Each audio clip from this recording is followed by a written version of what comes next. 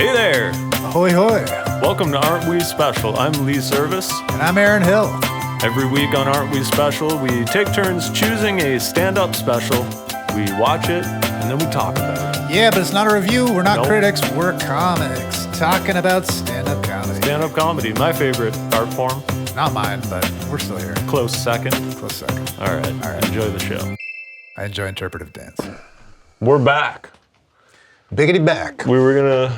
We were talking about smoking cigars, but maybe next time. I forgot. It's such a commitment.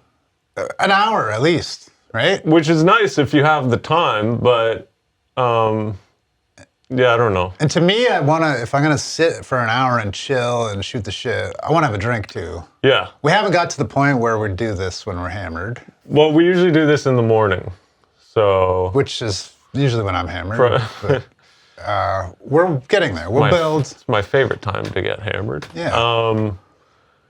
Yeah, but you know what? I prefer the little cigars actually. Cigarillos? Less of a commitment, or even like the stubby ones. Like they're still fat, but they're shorter. Okay. Like the old Clint Eastwood style cigarillos. Yeah, those are dope. I like those. Yeah, cigars are nice. I listened to Dusty Slay's podcast. Yeah. We're having a good time. Mm-hmm. He's a big cigar enthusiast. Well, yeah. Sometimes sober people, I think, go hard on the cigars, right? Because it's their little cheat thing. Yeah. Which again, I get, but if I'm gonna have a cigar, I want a beer or a whiskey. You know. Mm-hmm. A glass of whiskey and a cigar is, I think, the way to do it. But anyway, we're point being, we're celebrating successful. The wrap up of season 1. Wrap up of season 1, baby. Well, we did it. Our second episode into season 2 now, which the season thing, we're probably just gonna end up going. It's not like we're taking a break between season 1 and season 2. It seems like we're just rolling right in. Yeah, I mean, unless one of us gets lupus or something. Yeah, or we both get lupus. That's possible. I realized actually that we have never really talked about our writing processes. Okay. Processes? Mm-hmm. That's a stupid word. I agree. Let's talk about our writing processes.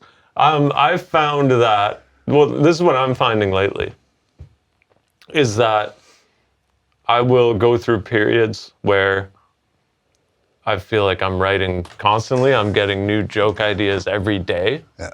And that'll happen for like a week and a half maybe. And then I'll go dry. And I'll feel like I couldn't think of anything funny if you paid me. Yeah. For a while. Yeah. And then it comes and do you feel that way, that it comes and goes? And you have like runs? And then the other thing is like, or do you just sit down and write? Like, I don't know, how do you do it? Are you the type of person who, in real life, something occurs to you, or you think of something, so you jot it down and maybe try and build on it later? Mm-hmm. Or do you like sit down and go, okay, now I'm gonna write some jokes? Yeah. What do you do? I do anything and everything. I've gone through all of those things that you were talking about, and right now I'm on a pretty good stretch where like. The thing is, fuck dude, to sit down and write is, it requires a lot of things for me because it requires peace around me. I can't do it if someone's fucking hammering, a shelf in the other room or if I'm at work or if I'm like, I need calm and peace to be able to get into the depths of my own head, right? So that only happens certain opportunities in the day. Sometimes the windows are extremely small, but I've corralled a way in my household where I can, every morning I hit 10 minutes of writing before I go to work. And it's more, I think, just to get juices flowing. Because in 10 minutes, it's tough to kind of work out a full bit. Sometimes things will come to you. So is that as soon as you wake up? Well, shower and then immediately coffee and write. Okay. Yeah. And so that just gets juices flowing. Computer? Are you pen and paper? Pen and paper. I like pen and paper. But I've done all of it, whatever. I do like the tactile connection. Yeah. And then in the midday, sometimes I do have time, not every day, but when I do have time, I like to sit down and kind of tease apart what I've been, any ideas that might be floating around up there. And like, then I can really turn an idea into an actually fully formed bit to try out.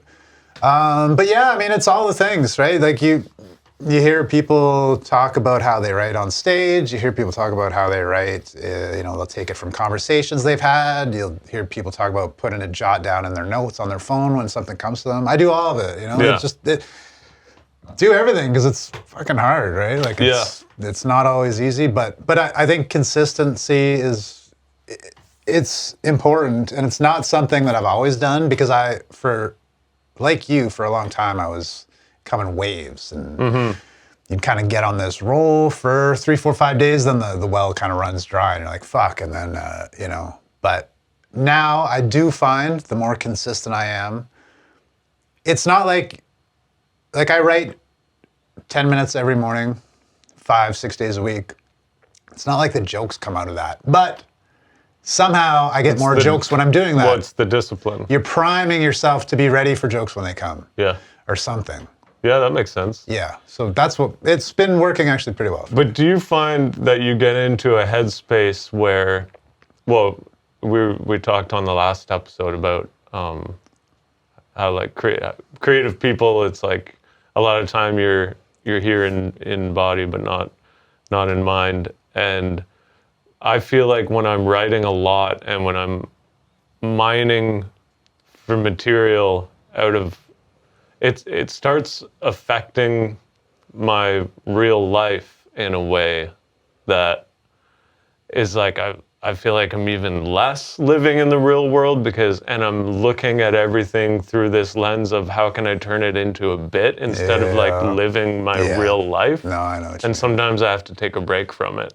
Because I'm like, I'm having like a genuine interaction with my family or something, and my brain's going like thinking of how I could turn this into a thing, and I'm like, okay, I do need to just also be a human being that lives in the moment as well. Yeah, that's it. And that's like, thing is, not everyone can write the same because not everyone has the same life. We all have different circumstances, different people that we interact with, different schedules, so I think everyone's got to strike that balance for themselves. And like, I don't know, the only thing I find is just trying to figure out how you can be consistent versus how you can be intense, right? Or whatever. It is a discipline. Yeah. And I think probably that 10 minutes in the morning is a good way to maintain that. Because it's almost like doing a cold plunge first thing in the morning. You're telling yourself, this is something that I do.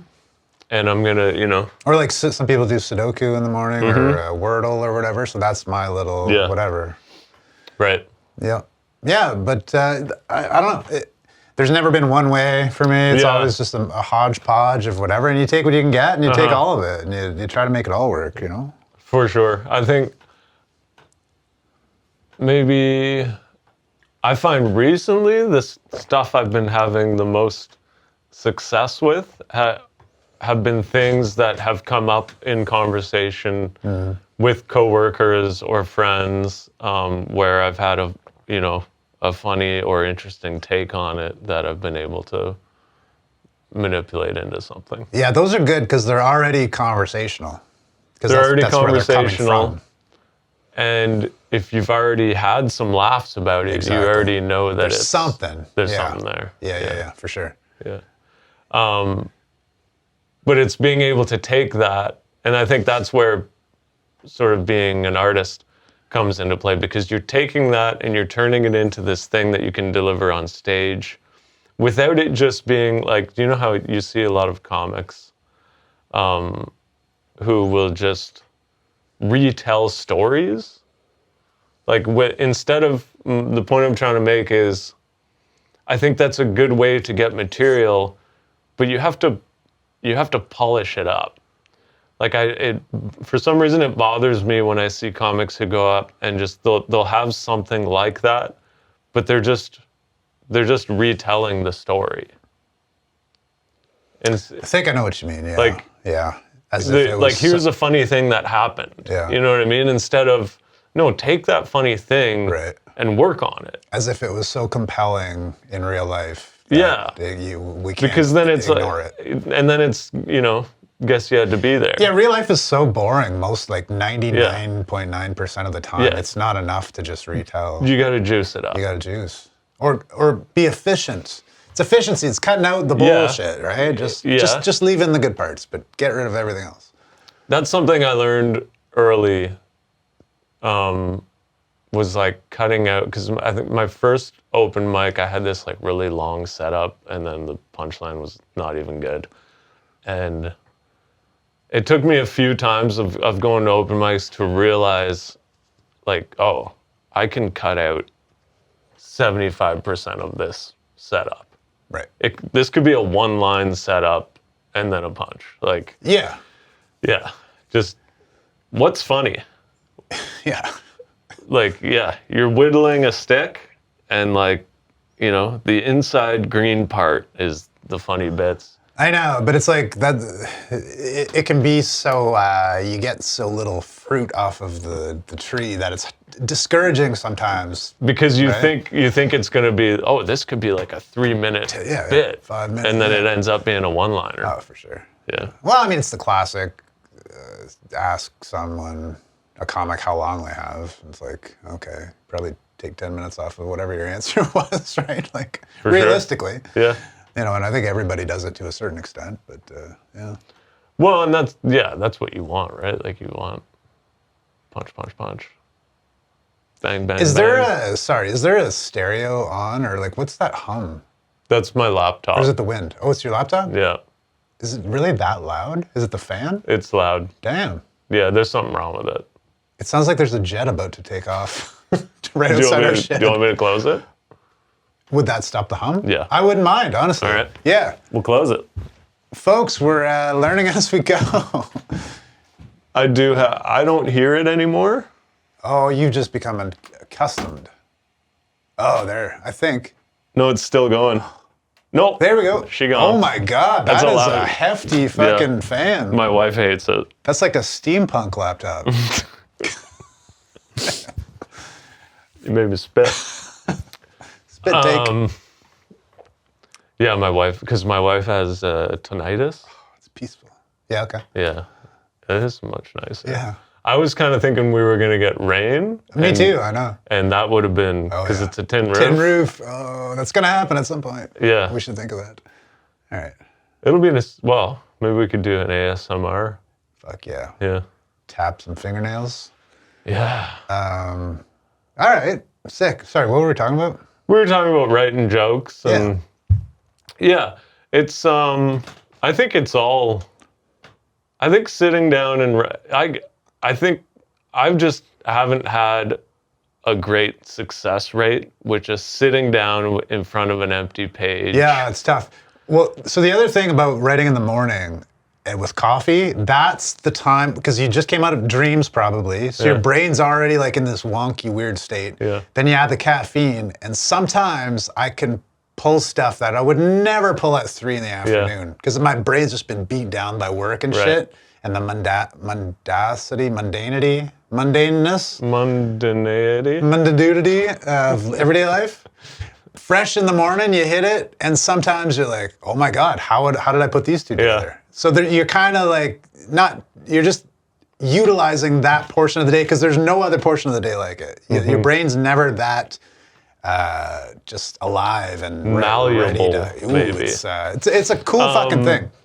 It is cool, and the same I think goes for songwriting too. I used to do that. Yeah. I still do sometimes. It's a good time. First thing in the morning, pick up the guitar, start humming a tune. Nice. See what happens, because like you said, there is something cool about it, because you're coming out of a subconscious kind of state, right? Yeah. You're in connection with whatever the other weird realms are. Yeah. Is that how you wrote the Sex Robot song? No, that was intentional. Okay. That was intentional, because I was, we've been talking about writing funny songs, right? Yeah. And it's something I've been thinking about a lot lately, and I've never really done it. Like, I've done it a few times, but I'm like, well, I'm probably making a bit of a monster out of it, because I'm like, how do I go at this? And then I thought, well, it'd be funny to write like maybe a love song. At first it was going to be about like an AI girlfriend, like a love song to an AI girlfriend or something. But then it got into robot territory. And then... But then it just became a good song. But then it just became a tune. It's not even funny. It sounded like a 90s-esque kind of alternative. Yeah, really cool. And I was also... Well, because I had that thought too. It would be cool to do like a 90s. I've been listening to a lot of 90s rock. Yeah. Not grunge, but 90s rock. It shows. There's some really cool stuff. Like, I know Third Eye Blind, everybody knows Third Eye Blind for... No, they're great. Do, do, do. Yeah. Do, do, do, do. But like, and that, yeah, for sure, it's overplayed. I still love that song. But that whole album is incredible. Yeah. I've been listening to the Odds. The Odds. Or they're just Odds. They had that song. I never listened to them before, but it's still on the radio. They, for whatever reason, their song "Someone Who Is Cool." Yeah. That tune. It's a good tune. It's a cool tune, and their other stuff is good too. Nice. They're Canadian? Are they? No, I'm asking. Oh, I don't know. Okay. Not sure. They sound Canadian. Okay. Odds is a Canadian name. Yeah. Sick. You were record shopping. Yeah. Well, recently. I think I'm going after this too. Got a turntable for the old B-Day. Nice. So that was cool. Didn't expect it. That was gonna be like the last piece of the puzzle. Like I'm slowly building up my physical media. Oh, okay. Whatever. Yep. Ability to play, so I got like an MP3 player, working on a Blu-ray player, and then the record player was gonna be the last of it, but God damn it, the people surprised me. Nice. I got it way before I thought I would, and it's phenomenal. And I hate to be that guy, but it's the best, and I'm a different person now, and it's my whole identity. It's my entire identity. Vinyl rules. It's wonderful. It does rule. It's what's the best part of it too? Like, one of the biggest reasons I didn't get into it for a long time is I thought it would be cost prohibitive. In other words, like, you buy a new record, it's like, $40, $60, or I mean, depending on what it is and what era it came from. But you go to a used record store, I've bought, I don't know, at least like 6 to 10 used records. I've had one of them maybe skip once. Oh yeah. So they're in great condition, and you get them for $10, $5, $7. It's like, oh, and they're the best quality, and they're the cheapest. Like, I can't even buy them on iTunes for that price. I'm like, what's the catch? This is like the greatest thing ever, And you can check them out too. Like, of course. You can pull them out and have a look at the wax. So yeah, I'm just on the kick, man. I'm hot for it, and it's fucking great. Yeah. Bought a new set of speakers and everything, Nice. and I'm going deep, bro. Nice. Going deep. I just got a new receiver because ours, it was actually my grandparents' old. It was like a Sears brand receivers from like the 80s probably, and I don't even. The brand was like LXI or something, but the inputs, or no, there was some type of grounding issue or something where the left speaker would cut out. Mm-hmm. So like you'd have to like move it a certain way, and then and we've been dealing with it for at least 10 years. Oh yeah.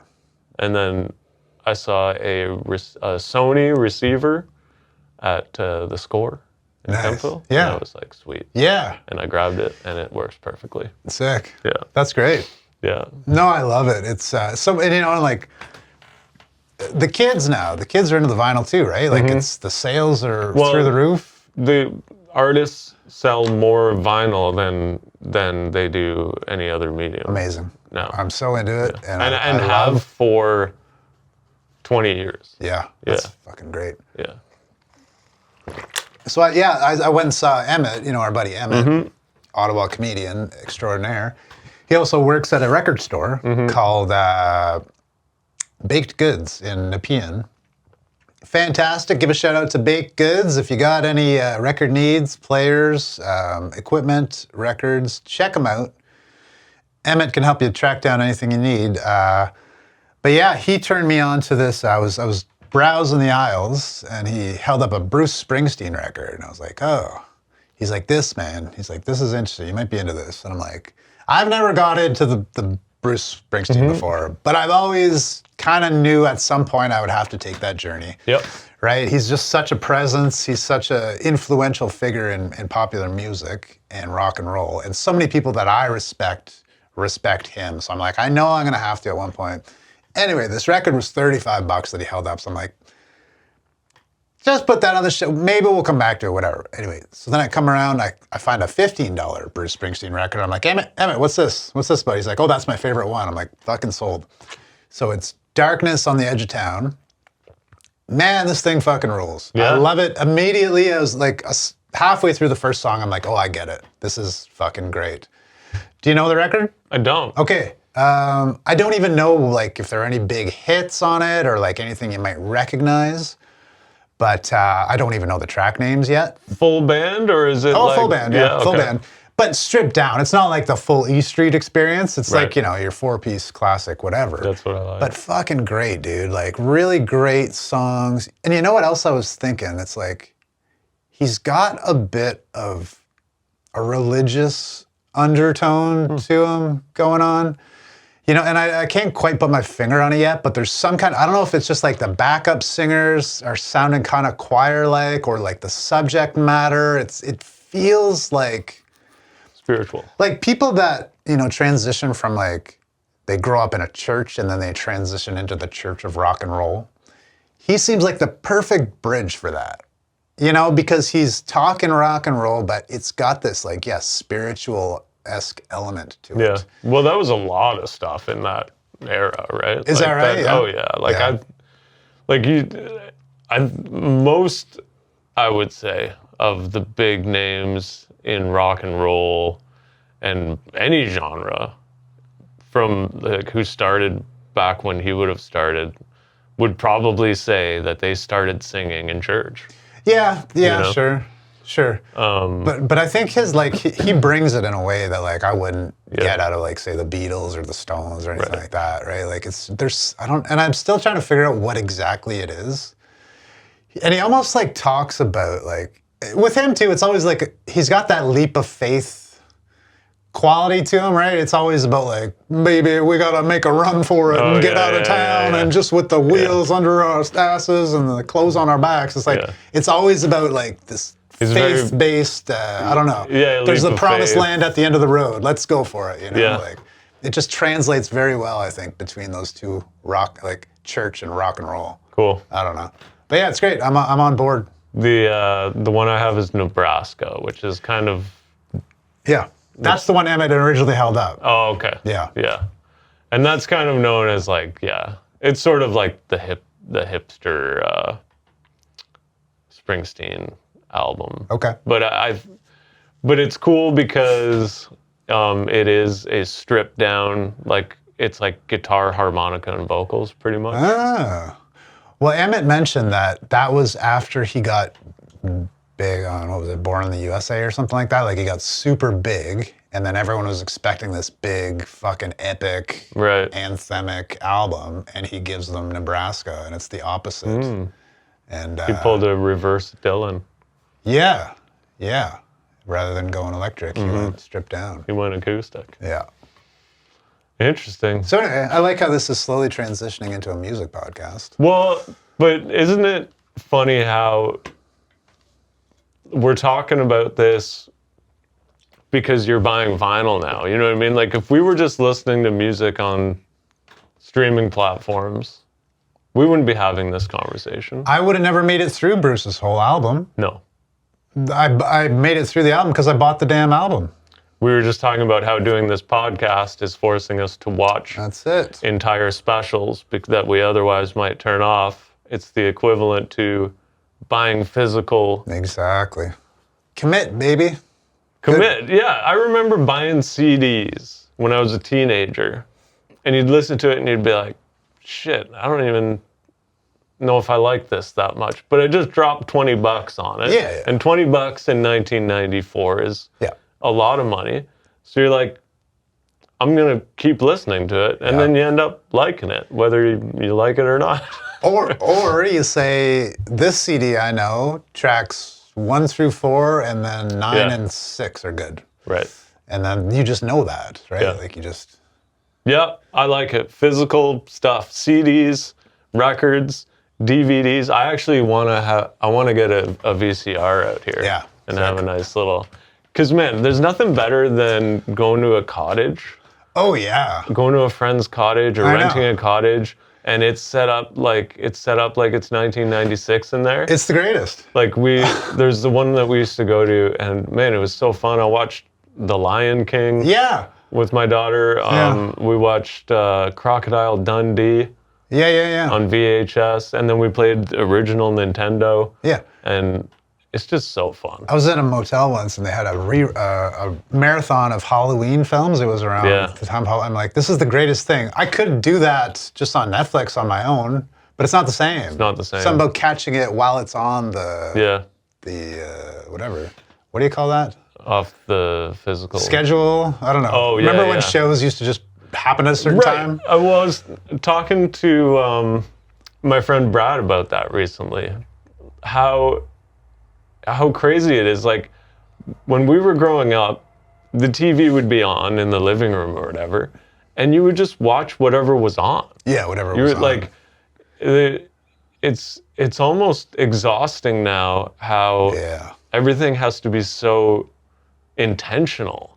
Like I sit down in front of the TV, I go, okay, do I want to open Netflix or Prime or Disney or Hulu or what? And then once I get in there, what do I want? Yeah. Do I want comedy, action, horror, drama? Okay, now from there, what do I want? What era did there's 90-minute drama with a black woman lead. It's too much. Yeah. It's too much. And just the comfort of just being like, I'm just gonna watch Coach. Yeah. Because it's on, and I don't even really like it, but that's what's on right now. Well, and I think I'm going to watch the commercials. I think this transitions well into the fellow we're talking about for today. sure. So we did Chris Fleming. Oh yeah, we're almost at half an hour, and we haven't.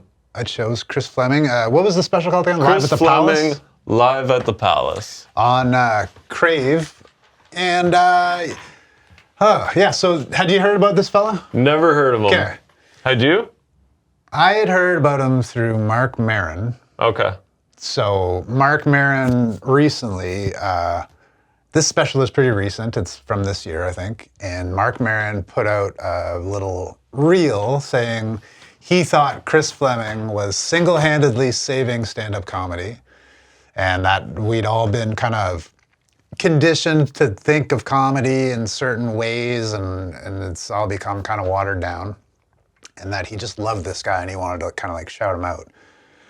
So I just put him on the radar, whatever, gave him a follow, and then I saw him, and I saw him on Crave, so I'm like, yeah, let's do it. Because it does seem like it's getting some heat recently, right? So, but yeah, that was it. That's all I knew.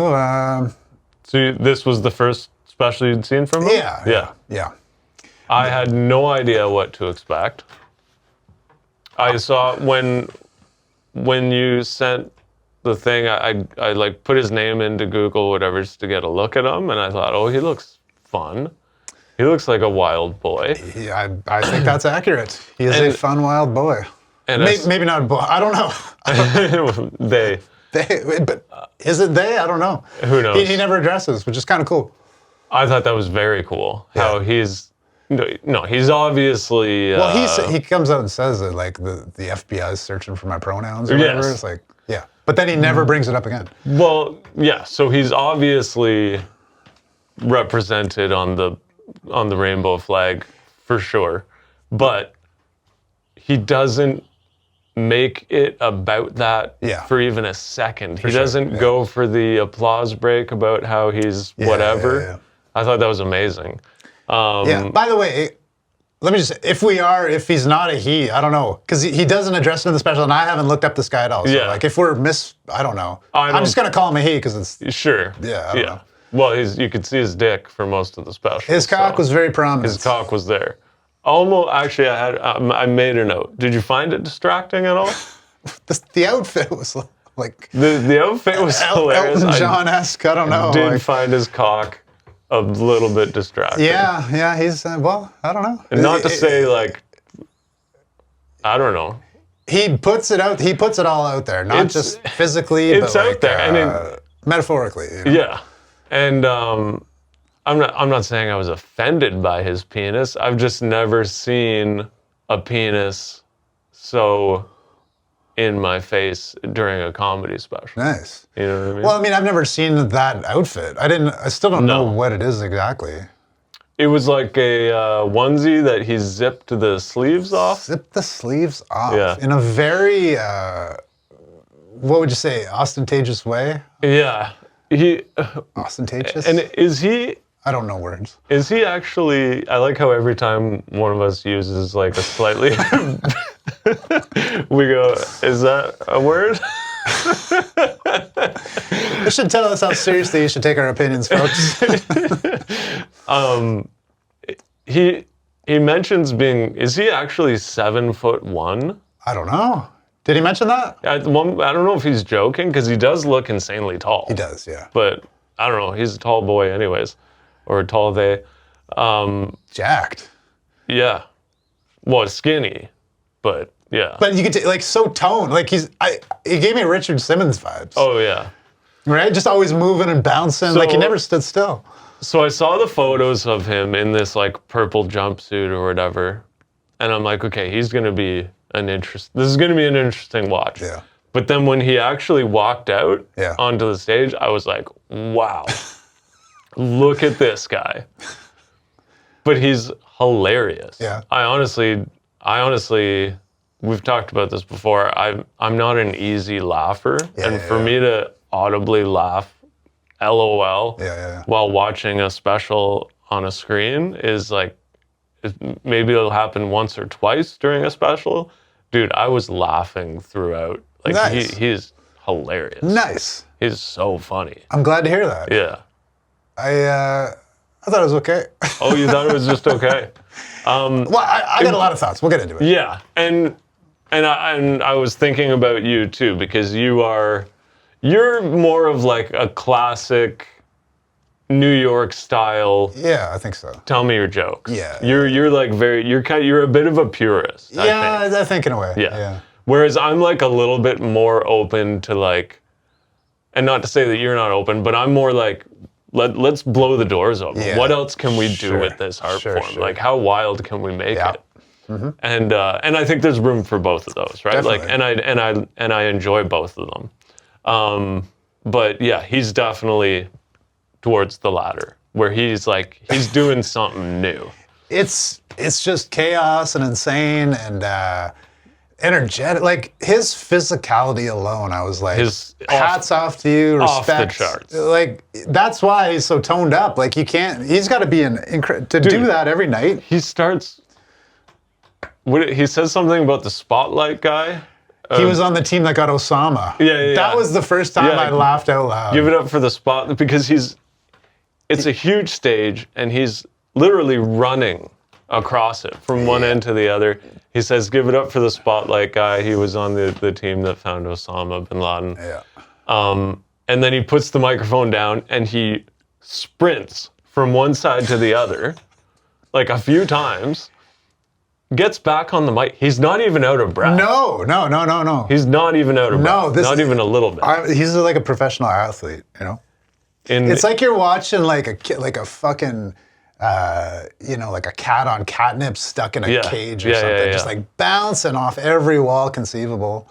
Wild. And he's wearing like ruby red, like Wizard of Oz. Sequin slippers or some shit. I know. And like, I don't know what to make of him. It's like, I've never seen, it's unprecedented. I don't know, there's no frame of reference. No, there's nothing like it. I've never seen anything like it. Yeah. It's almost more of a one-man show than it is. Well, a lot of his stuff was, everyone, in stand-up, everyone makes fun of how people are, hey, put that in your skit. And it's not really skits, but I felt like his kind of were skits. A lot of them were one-man skits. Oh yeah. You know? Yeah, because at one point he even goes end scene. Yeah. You know what I mean? And he was often playing more than one character and hopping back and forth between them and doing different voices. So like it did feel very theatrical at certain points. For sure. Which isn't a bad thing. No. Yeah. Yeah, he's an interesting cat. I loved the Spotlight Osama thing. I love that the only time he addressed his pronouns was to say the FBI was on a manhunt for them or a search or whatever. I thought that was fantastic. It was. I liked how aware of he was, for how weird it was, he was also very in the moment about the reactions he was getting from the crowd. For sure he was. Because when he was talking about his sort of genderlessness, and then they're like, because his underwear lines or something, and then he's impersonating someone else, observing him being like, look at his landing strip, or so he talks about his landing strip, and the crowd and then he goes to the school and he goes to the stool, and he pretends to write down lost him on landing strip. Yeah. So I thought that was kind of fun and shows that he's in the moment. Shows that he's in the moment. He's self-aware. Yeah. He's aware of what's going on around him. He's not just acting out his crazy act. He's very much aware of of what he's getting from the crowd, and yeah. So yeah, he's a real artist for sure. Yeah. I gotta say, I didn't get a lot of he makes a lot of references. So many references. And a lot of them I had no idea. Like, probably I'm gonna put like 80 to 85% of them I had no idea what he was talking about. Yeah. Which kind of gets back to what I was saying earlier about like transitioning from talking about physical media to, where we used to watch what was on TV versus being able to pick whatever you can. Well, the way this guy's referencing things, I don't think you could have got away with 30 years ago, because no one would have, like, you can be so niche now because we have the internet and there's ways to find your tribe, whoever that may be, basically instantaneously. And I think he speaks to that because let's say you put that guy out in Renfrew for a one-nighter. Yeah. They're not gonna have any idea what the fuck he's talking about. No. Which is not a good or a bad thing, but I'm just saying it's reflective of the way that we actually consume and relate to our comedians now. He can say all these words and like the crowd got them all. So he's got his audience. Like it. They have found their comic, he's found his audience.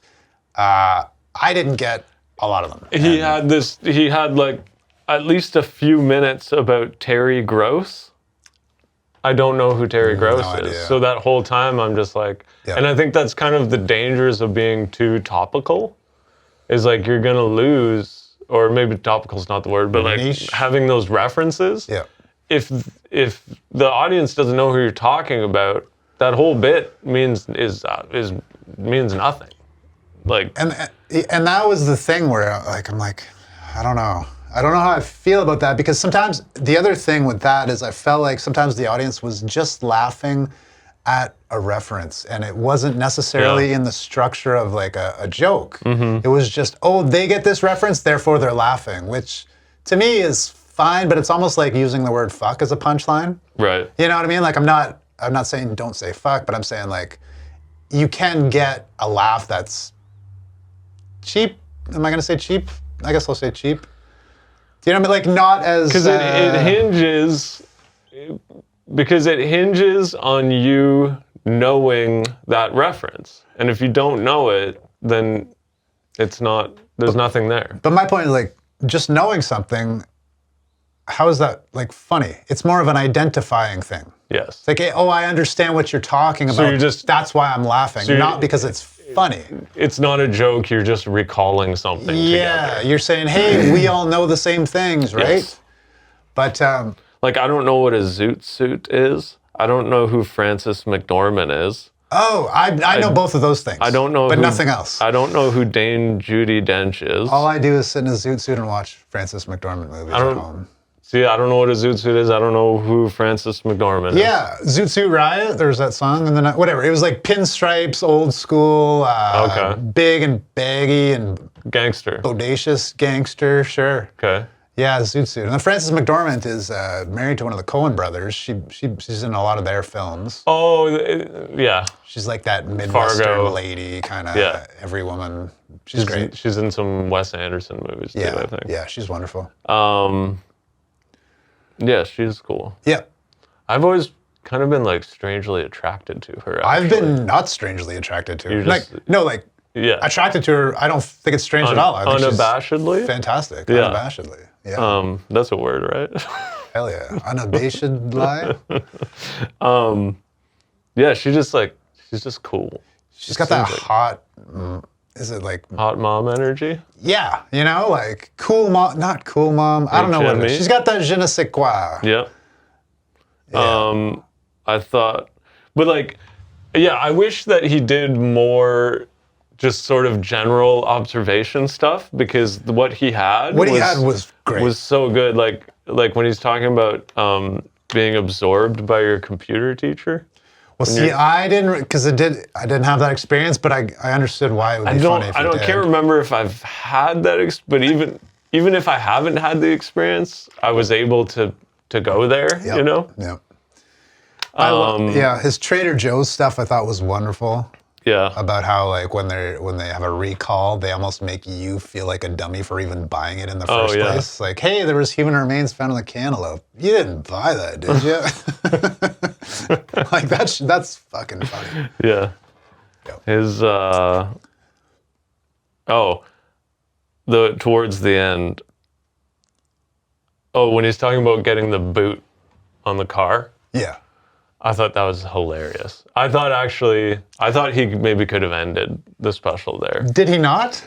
He ended with a song, and I didn't love it. Yeah, agreed. I wasn't into the song. No, because here's the thing. To do musical comedy, I'm gonna say you have to have a certain level of musical ability. He did not. He did not. He was tone deaf. They even had like a backtrack of himself. Yeah. So to like try and keep him on, but he was still not on. Yeah. And it's just one of those things. If he was actually a good singer and he had good rhythm and pitch and stuff, maybe it would have come across better. Yeah. But I just thought the rest of it was so good, and the joke that he ended on before he went into the song was about getting the boot on the car. And about how it's like one of the only modern day punishments that sort of reckons the wrath, like an old school, the wrath of a sorcerer. Yeah. And he's pretending to be a sorcerer with like a staff, and he's like, "You've been there too long. Now you must stay there." And he had the mic that put the echo on his voice. Yeah, he had a separate mic for like, and it was so good, and I just thought, man, that would have been a good spot to end it. It was the perfect spot to end it. The song was a bit totally agree. Kind of self-indulgent. Didn't make sense. Even the song really was just everywhere. No, yeah, scattered. The song was all over the place. Yeah, the fact that Marin said that about him is kind of weird for me too, because I think Marin is he's very much dug into the culture war aspect of comedy. Mm-hmm. And I think he feels that, I don't think he's openly said that he kind of resents how the whole like Rogan sphere has made it all comedy bro-y, Yeah. And I think he views this as kind of the antithesis to that. Yeah. And so I think that's him promoting Chris Fleming is almost like his way of combating that element of bro comedy, if you will. Yeah. Which I thought was good and bad. Like on the one hand, he is blowing this guy up, which is awesome. I mean, Mark Maron's got a huge audience that has now been turned on to this fella. On the other hand, I'm like, aren't you kind of making him ammunition in your own conception of a culture war? Like you're kind of using him in a way. For sure. I don't know. And mixed feelings. And what's funny about that too is that Kill Tony has platformed more trans and queer comics than any other show by far. Yeah, I mean, we can argue about all, and it's I don't really care that much either way, but I do think that it felt not as honest as just the way that he promoted it. Do you know what I mean? Like, it's just, it always feels like with Marin, there's always some larger, I don't know. Ulterior motives. In a way, maybe. Who knows? But he did blow this motherfucker up. So, I mean, that's not nothing. That's huge, right? But yeah, I thought that was kind of weird. But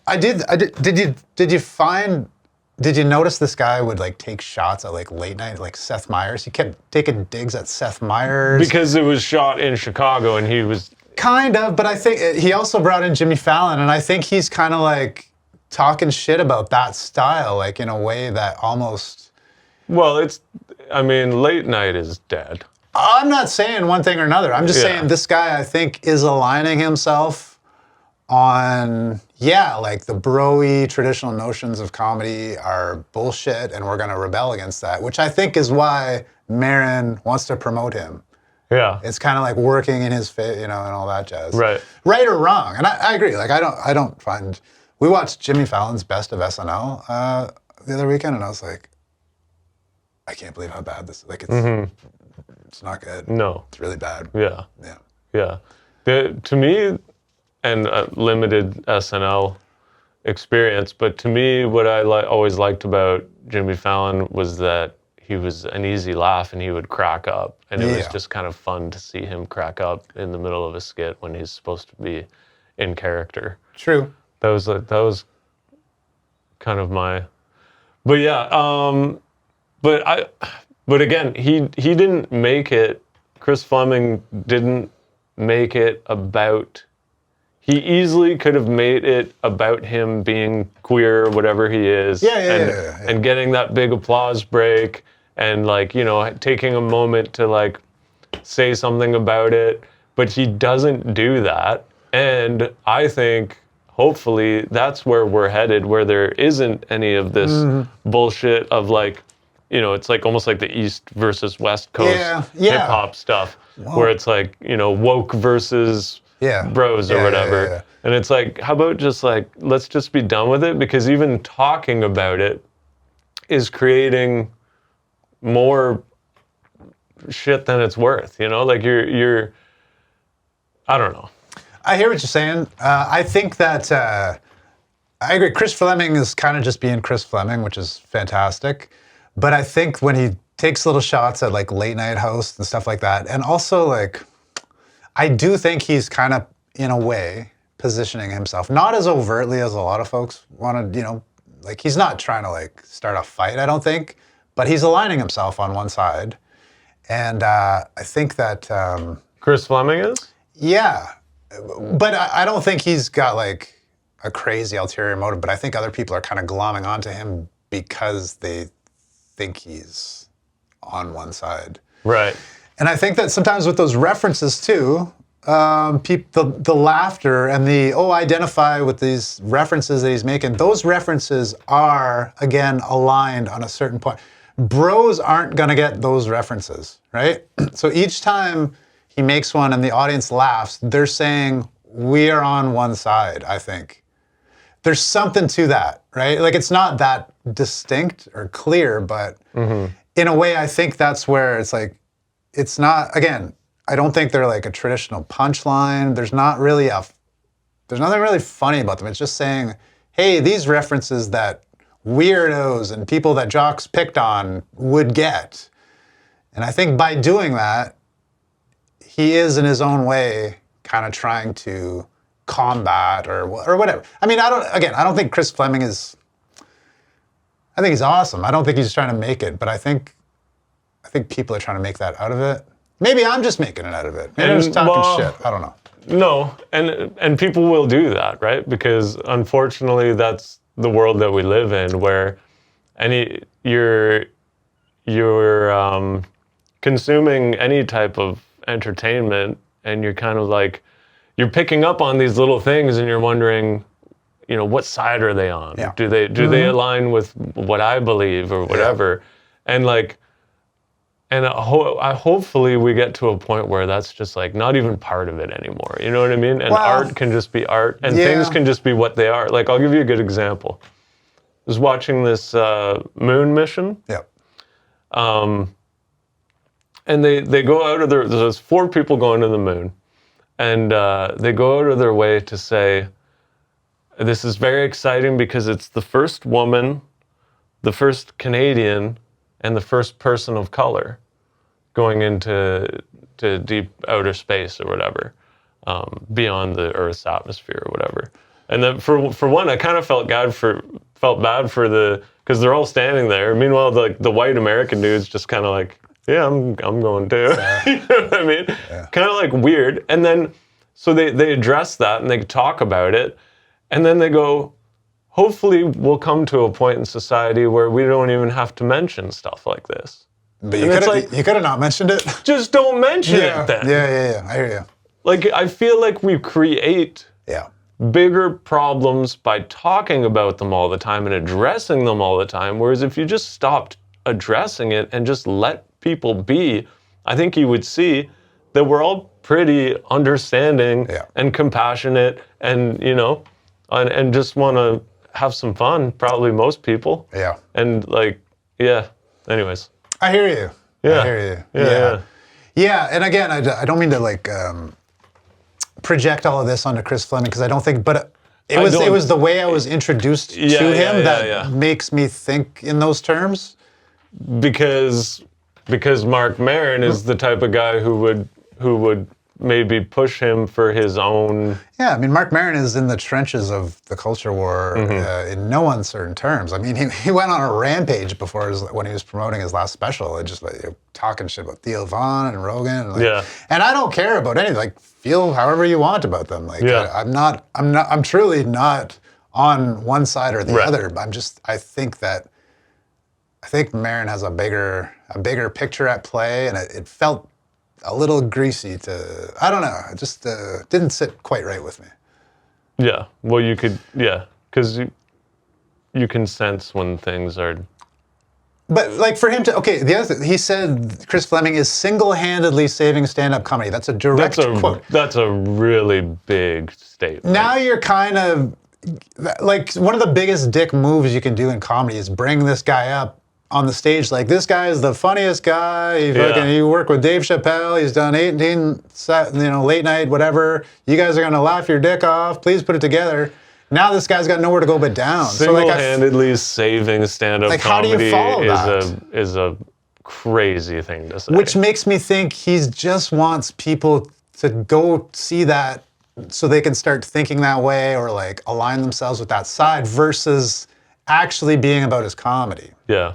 I mean, and maybe you could say it was just like, he was trying to get some buzz. Obviously, you're going to get some attention when you say something like that. It's weird. It's a double-edged, because he's doing this guy a huge favor too. So I don't know. I don't know. Maybe it's just me. Yeah.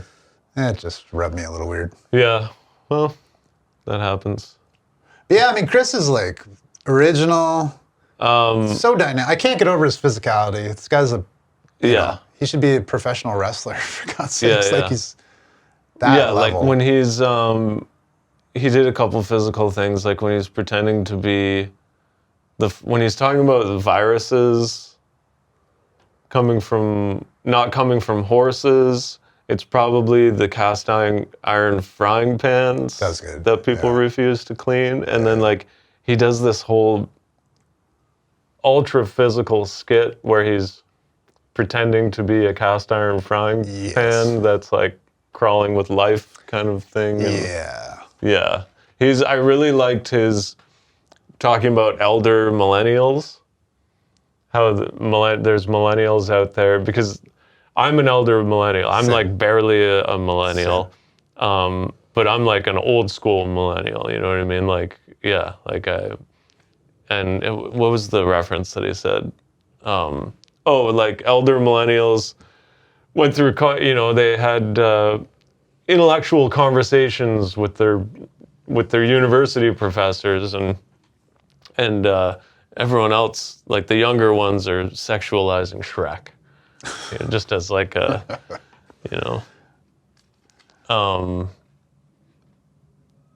Yeah, I don't know. We could get into his material more. Did you find him a little like the John Early stuff too? Like actually, some parallels there? I made a note of that because when he was talking about his that Mark C. Connor Connor, he broke down that language just like John Early did. Almost exactly the same as John Early's Ask App Not to Track. Yeah, I thought that was curious. I didn't know like. So here's what I think that is. I think that is a generational. I think that's sort of a indication of like of younger. A little bit younger than us, and how sensitive they are. That they're almost like affected by syllables and words. Interesting. See, I really resonate with that way of thinking because I'm really affected by words a lot. But I thought that John Early's breakdown, we've already talked about it. I thought it was brilliant. It was. I loved it. This one, I didn't think was as good. It wasn't as good as John Early's. And that's what sucks about having a bit that's so close to someone else's, because then people are going to go, well, this one was better. Fair. But I like that he's thinking in those terms, because I think in those terms. It just didn't land with me personally. But I'm like, what is it about these, like, because they're both like kind of like, first of all, it was HBO did both of those specials. They were both like queer, I guess you would say, just like not whatever, gender non-conform, I don't know. Alternative lifestyle, whatever. And then they both had this like weird kind of focus on language, like a microscopic examination of language. I was like, oh, that's like three things in common. I don't know, just kind of curious. It was cool. I'm here for it. I'm down for more of that. I think we could do that so much more. The language that you see every day in marketing, on television, on the internet, it's all scientifically designed to manipulate you, right? It's funny because I don't think in those terms, and when people do, I do find it entertaining. Like I remember there was a musician, I never actually met the guy, but there was a musician that lived close to where my wife and I used to live, just outside of Georgetown. And his name is Brennan, not Brendan, Brennan. Brennan? Brennan. Yeah. Finlay. Oh, God. Not Finn. Jesus. Not Finlay. And my friend Chris goes, because we were looking at it on a computer screen. Yeah. My friend Chris goes, Brendan Finlay? That guy needs a hard consonant in his name.